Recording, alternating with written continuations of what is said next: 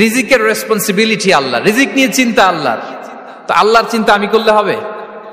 বলেন, যেটা দায়িত্ব আল্লাহ, যে রেসপন্সিবিলিটি আল্লাহর, ওই রেসপন্সিবিলিটি আমি নিলে হবে?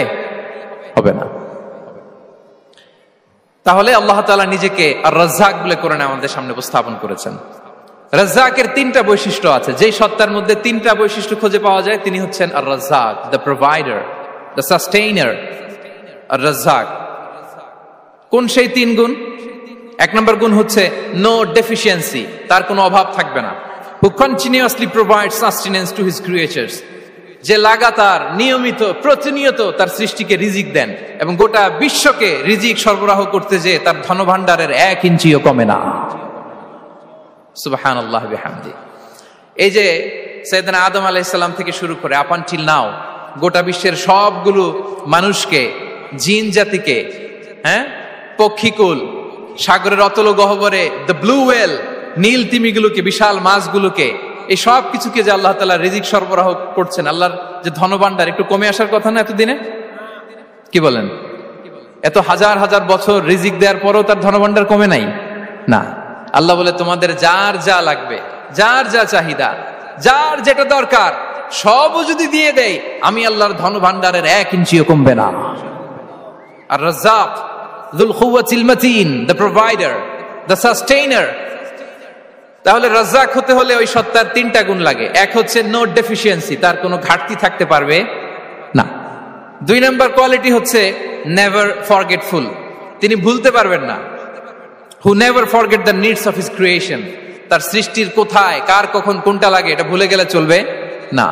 ধরেন তিনি নর্থ আমেরিকাতে, এখানে কানাডায় যারা আছে, আমেরিকাতে যারা আছে, তাদেরকে রিজিক দিচ্ছে। ওদিকে সাউথ আমেরিকাতে, ব্রাজিলে, আর্জেন্টিনার জঙ্গলে কিছু জনগোষ্ঠী রয়ে গেছে, এদের কথা আল্লাহ ভুলে গেছে।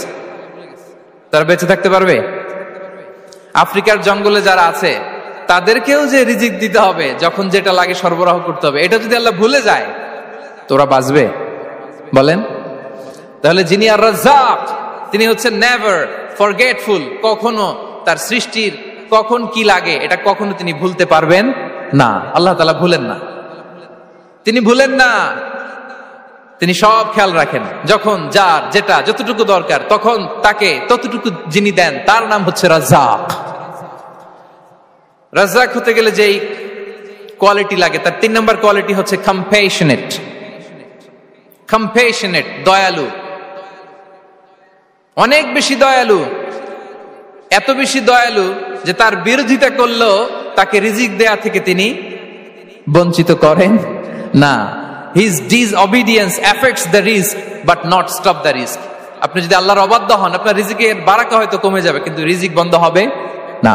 যে গোটা বিশ্বে যারা অবিশ্বাসী আছে, যারা নাস্তিক আছে, যারা আল্লাহদ্রোহী আছে, তারা কি খেয়ে পরে বেঁচে নাই? বলেন, তাদেরকে কি আল্লাহ তাআলা রিজিক দিচ্ছে না?